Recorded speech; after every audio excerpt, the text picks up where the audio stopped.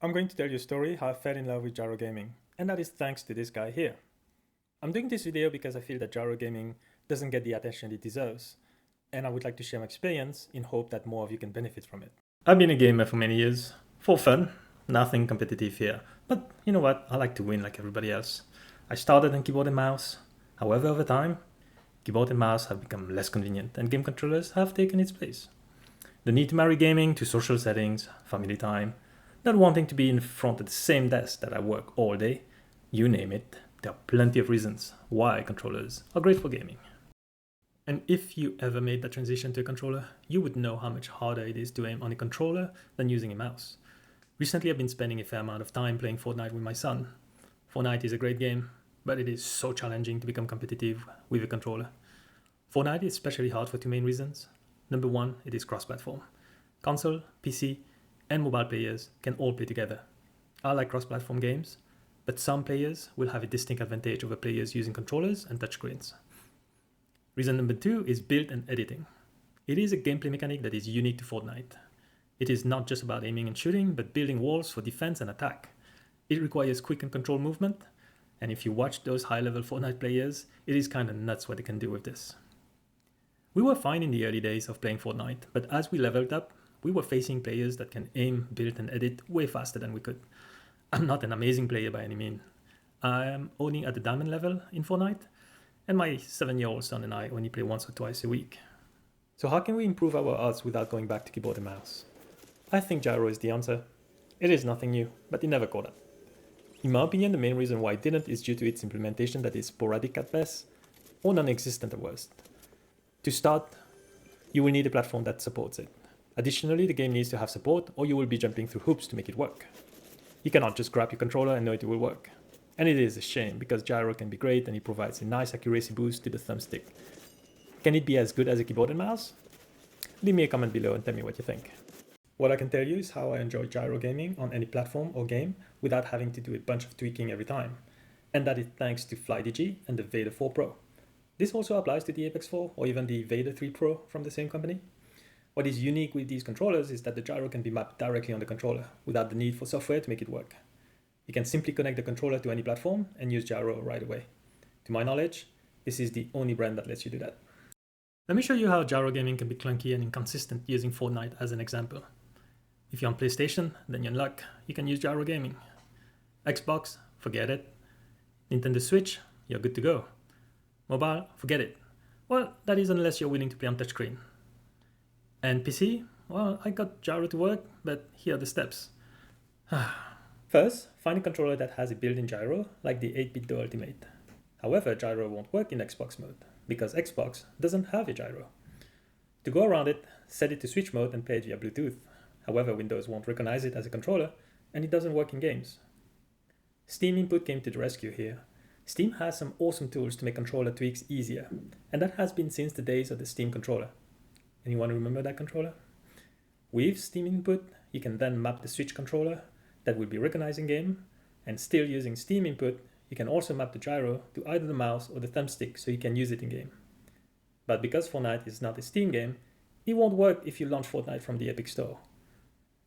So I have to launch the Epic Store from Steam and then launch Fortnite so Steam Input can work all the way. Team Sweetney is probably cringing every time I do that, but I don't care. And with that, we now have gyro in Fortnite on PC. Then adjust your settings and sensitivity and you're good to go. Woohoo! Depending on the controller or game, your mileage might vary, but you get the idea. Gyro gaming is not convenient. Playing Fortnite on mobile device is amazing to get your fix while on the go, but good luck with your aim. Even if you get it to work, the feel is different from one platform to another. For every new game you want to use gyro, go back a few steps and start over. There's no consistency and you don't build muscle memory for a consistent aim. As promising as gyro is, it wasn't worth the trouble. I had to resign myself that my aim would suck on a controller. That's until I got my post on the Flydigi Vader 4 Pro. It is a great controller by itself. The best I have used actually. There are plenty of great reviews out there if you want to know more about the controller. What I will show you is how I set it up and how it makes gyro uniquely easy to use and accessible anywhere you want to use it. To start, you will need the Flydigi Space Station software on PC. Note the gyro is not plug and play from the start, but you only need to do it once. and then it works on all platforms, all games, and you won't need the software anymore. I do believe that the Apex 4 lineup that you see here has a built-in screen, and you might be able to do so directly on the controller without the software, but I do not have one on hand, so I cannot test it for you. In my case, with the Vader 4 Pro, I do need the software to configure it the first time. So you launch the software and then you connect your controller to your PC either via cable or wirelessly. Once connected, your configuration for your controller is going to show up. I'm going to show you my configuration. You don't have to use exactly the same thing. And also, I'm not going to go into too much detail into the configuration. There are other videos that will go over each and every item in the configuration. So I'm just going to show you some of the most important ones that I use. So first, I have multiple profiles for the one that I use, depending on type of games, depending on how I want to play, but I'm just going to show you my regular one. And my button mapping is actually pretty simple. I just use A and B on the back button, so I don't have to remove my thumb away from the thumbstick. So I can just jump and by pressing the back button. So not too much to show here. And the joystick, I put 0 dead zone. This is a Hall effect controller. You really don't need a dead zone. And I put circle. That's my preference really, but there's up to you whether you prefer circle, rectangle. Doesn't make too much of a difference. What's important here in this video is going to be the gyro. So for a game like Fortnite, you will want to set it to FPS. That means that you can look up and down, so it controls all your view camera, versus if you do a racing game. In a racing game, you will want to set, for example, I have one here, you will want to set your setting to racing so that you can use your controller as a steering wheel by turning left or right. On an FPS game, so I map it to the right joystick, this is the camera, and the sensitivity is going to be up to you, but I have it set to 35, which works well for me. And I set my dead zone compensation to 0. I'm going to touch base a little bit more on that later on. And I turn on my gyro by pressing the C button.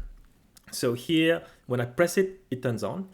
And then when I press it again, it turns off. First, you have to make sure that the C button is not mapped to anything. So that's mapped to null. And then you will be able to use it. Otherwise, it doesn't really work, even though it says it works. The other way of doing it, you can also set it to be, this is a different profile. You can also set it so that when you press the left trigger button, that's the only time that the gyro will turn on. And this is the setting I would recommend for most people getting into gyro, because it will only turn on when you are aiming and trying to shoot at somebody versus being on all the time, which can be a bit jarring if you're not used to gyro.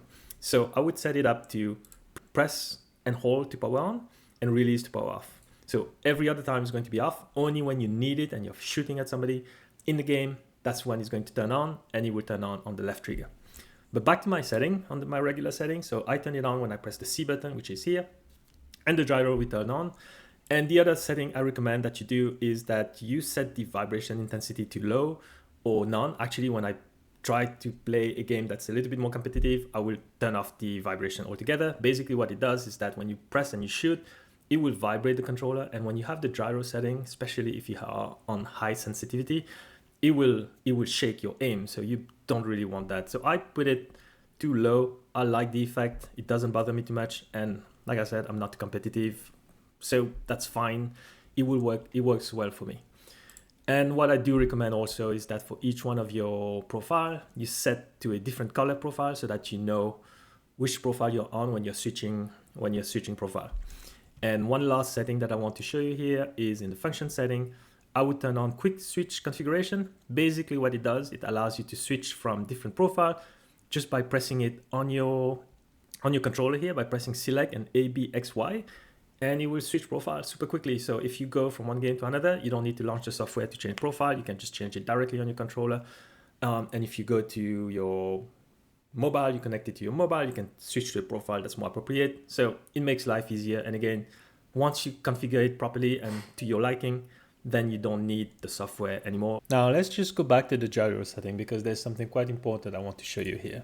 So we are on FPS, mapped to right joystick, default value, 25 sensitivity, and 15 dead zone compensation. So pay attention to that.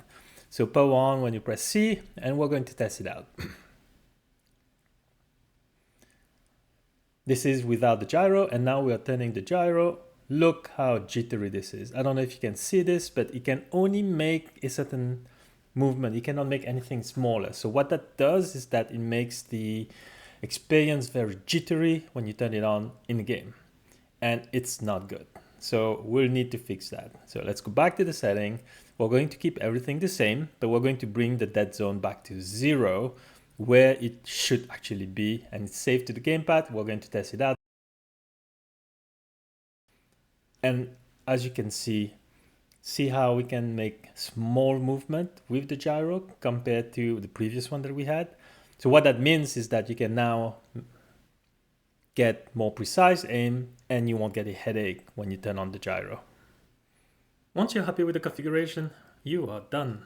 You can now use this controller on any platform or game. You can use gyro whenever you want without a single change in software or setting. Here's how this should work. I have the controller connected to my gaming PC on TV with gyro on. Removing the dongle and connecting it to my laptop instantly enables gyro gaming. And switching it to Bluetooth to connect to my tablet also gives me gyro gaming. You can even do it on Mac if that's where you game, but note that you will need an extra adapter for the controller to be recognized on Xbox or PlayStation, but they are easy and fairly cheap to find.